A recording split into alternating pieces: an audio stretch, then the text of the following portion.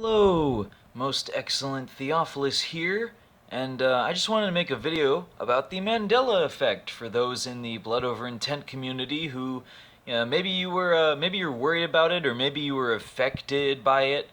Now, I remember Steen, not Stain, okay? I was kind of creeped out by the Mandela Effect myself when it became a thing, okay? Now, Quasi-Luminous, he said it was a hoax. He said the Mandela Effect was a hoax and not to worry about it. He did not elaborate beyond that, and I agree with him, even though I remember Steen, not Stain. And I'm gonna give kind of my own personal explanation as to what I think is going on, and I think I have a much simpler explanation than the majority of the community of Mandela affected people. Okay, so there's kind of two main ideas, and I have my third idea here. Number one, those affected have inaccurate memories, and there's something wrong with them. Essentially, you're crazy! There's something wrong with you! Okay? No one wants there to be something wrong with them. So obviously, you would go to number two. Timelines, universes, reality warping is caused by the government.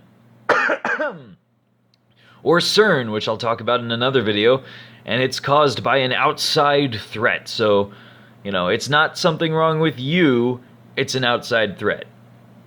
And then you can blame them. But in order to do that with CERN, CERN can then say, they'll take the blame for the Mandela Effect, and they'll be like, okay, well, guess what? We're opening a portal to hell. It's gonna be great. We're gonna, rip time in half. Time isn't even a physical thing. How do you do that? I don't know. But the problem with that is that no one understands quantum mechanics. Okay? No one understands physics of that nature. No one understands the math. Okay? Math is a maze. It's a wild goose chase. Okay, I learned that the hard way. Okay, math anxiety. It's a thing. Ouch. Okay, and I don't mean to be butthurt because I'm bad at math. I just mean that these scientists, they're so smart, but they just can't figure out how to explain all of this shit in 300 words or less. They can't explain it to a layman in a way that a layman can actually replicate any of the stuff they claim to be doing, which they also can't prove that they're doing. So, I go with number three. Now, number three isn't exactly the Occam's razor. Number one is, which is why most non-Mandela affected people go with it. But if you're hit by the Mandela effect, I would say this is the choice that you've considered, but you don't want to believe it. You don't want to think it's true. You don't want to, because frankly, it's annoying. Those affected are reacting to mind control tactics, and there's something wrong with them, and it's caused by an outside threat. So not only does it mean there's something wrong with you, which no one wants, it means it's caused by the outside threat.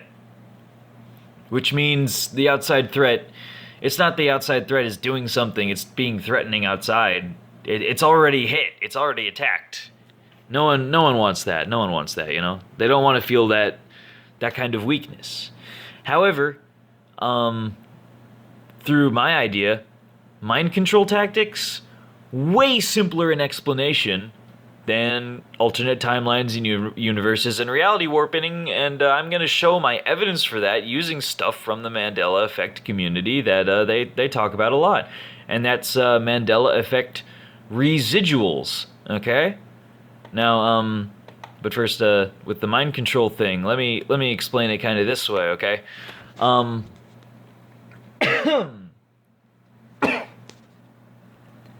Now I don't mean like they're shooting lasers into your brain. No. I just mean sleight of hand, okay? Simple magic trick.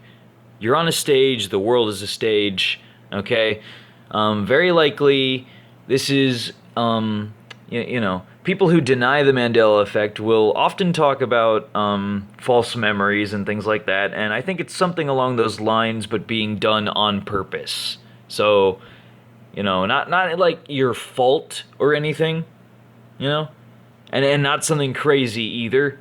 It's I think it's just that people in the know are exploiting, a glitch of human memory and how it works, and that's just that, we can't go into the past. There is no past we can travel to.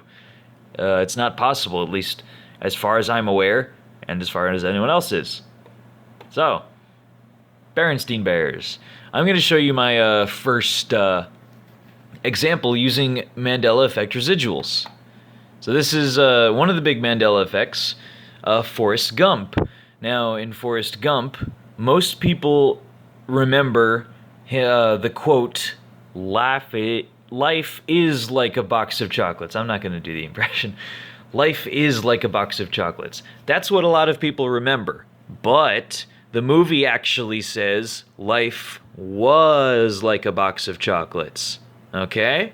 So all of the DVDs, the VHS tapes, they say was. However, despite that, there is a documentary where he says is. And you can go look at this guy's YouTube channel, Planet Nibiru here, where I'm getting this clip. I need to watch the real documentary myself, but as you can see, it's, the same guys here.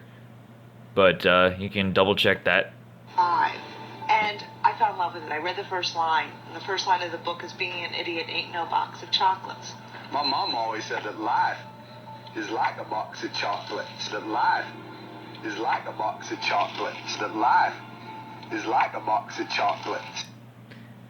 So see, in this documentary, he says is, okay? So instead of they're rewriting history with a D-Wave computer and they're doing quantum entanglement shit with CERN, the biggest machine ever, maybe instead of that, people in the past watched a version of the movie where this scene wasn't edited out, or maybe the audio from this scene was overlaying it. Like maybe there was a version put on, I don't know, did they show it in theaters or whatever? Maybe it's an early version, something like that. And that's what you saw. And then it got switched out later. Probably not while it was, on a VHS tape in your home. But with the Berenstein Bears example, I only watched the TV show. I remember, Brother Bear, going along with, messing around with the bully Too Tall. And I remember the one episode where they were calling him a chicken, and he was like, I'm not a chicken, but I'm not a sheep either. And it was like all about how like chickens are actually brave, while sheep are not brave because they follow the crowd. I remember this show. I remember this stupid crap in this show, the Berenstein Bears show. I can recite frickin' the Modern Major General song from Pirates of the Penzance. I can't even frickin' I didn't even see the play. I just heard the song. My memory's fine, It's pretty decent. But I remember Steen, not Stain, right? But here's the thing, I only saw the show. I didn't really read the books as a kid. What if the TV show, like some of the airings, had it with an E, Berenstein. And maybe the way they pronounce it, you can't really tell. So you just have to change the title. It's not a difficult thing to do with animation, And maybe that was just the early version. Maybe they spelled it wrong. Maybe they did it on purpose, just to mess with people or do an experiment. Maybe this is MK Ultra, the sequel. I don't know. But it really is an easier explanation than fucking alternate timelines and Doctor Who shit, okay? Wibbly wobbly timey windy. Yeah, no. Okay? So I that's just an idea, because I was watching this on TV. I didn't have the books, But it'd be very easy for them to just have two versions, and then they get rid of one version, so all the people who remember that version, they start freaking out when they see the other version. And that's the version that's always been there. what was the quote? Yeah, Oceania's always been at war with East Asia. We were never at war with the other guys. 1984, still a classic. And here's some other examples of, well, first, before I do that, here's a quote from Rick and Morty explaining what I mean.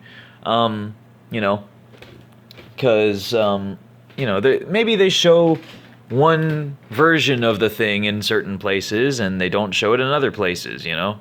Or maybe it's just referential humor, or like somebody makes a reference to something and everyone else will just go along with it, you know? Because there are a lot of sheep like that. I mean, look here, this will explain it. Phew. Man, that guy is the red grin grumble to pretending he knows what's going on. Oh, you agree, huh? You like that red grin grumble reference? Well, guess what? I made him up. You really are your father's children. Think for yourselves. Don't be sheep. You know?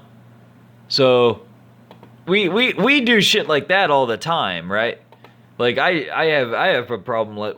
I can have a problem with that just talking with my friends. Like they'll say something, I'll just pretend to go along with it, and I'll be like, okay, I never played this video game, or I never read this book in my life, but they were talking about it, and I just kind of went along and pretended I knew what I was talking about, because, you know, I didn't want to look silly, and, you know, we trust these people that they know what they're talking about. Like, why would they lie about something they're joking about, you know? A very easy way to trick people. I've already mentioned a couple ways you could, you know, trick people and do this Mandela Effect thingy without, you know, without like a TARDIS, you know, with the life is like a box of chocolates thing. They could also do this by promoting the alternate version through other means. Like there's this Family Guy episode. I should have shown this first, but sorry. Hello, Mother. Well, hi there, sweetie. You know, Mother, life is like a box of chocolates. You never know what you're going to get. You see, here he says life is like a box of chocolates, but in the movies, it's was. So in both the documentary and in this Family Guy episode, the quote says is. So, you know, are the memories just from this? Are the memories just from these promotions? Is that what we're remembering? So, you know, these are just alternate ideas other than, you know, time travel, like I said. Here's the Star Wars example.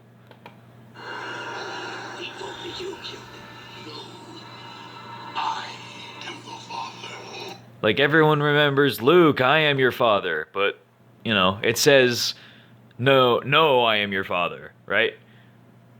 But there's also this.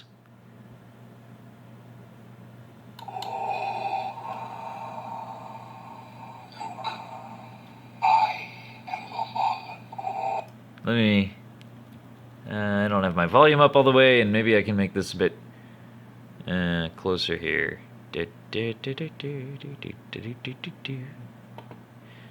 So, you know, you should go do this all on your own, because I'm just recording YouTube videos off my monitor, and I have a second monitor, but I could just, wait, put that crap there.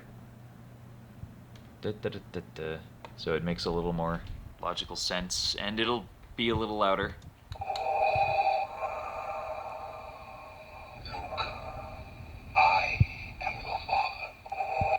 You see? So, you know, there's both versions.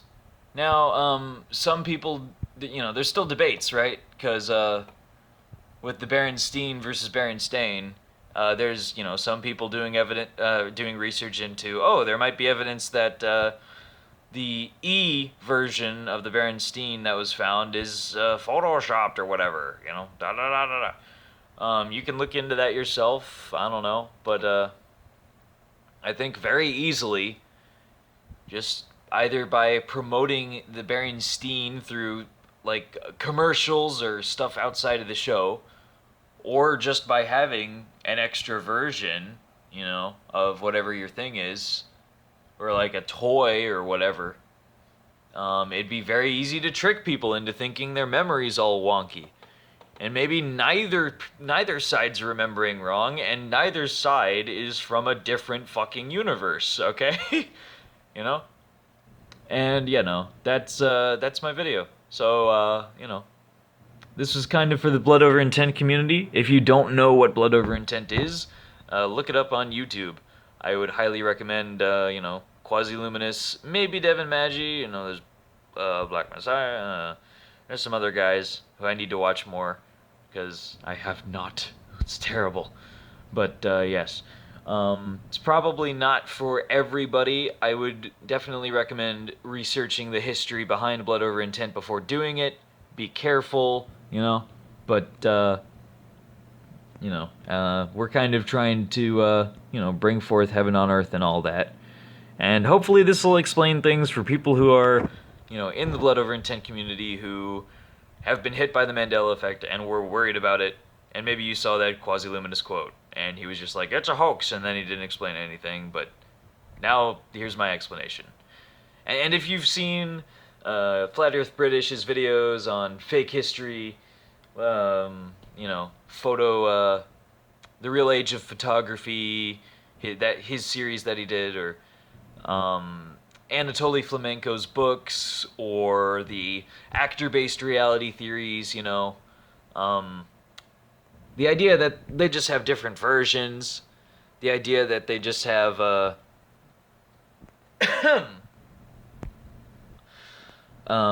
commercials, or they promote this, slightly different versions of the same product, it's way more reasonable an explanation for the Mandela Effect than time travel bullshit. Okay, let's think about that, or not. Do whatever. Anyway. This has been Most Excellent Theophilus. Thank you for sitting through 17 fucking minutes of this shit. Have a good one. Goodbye. See you at the North Pole.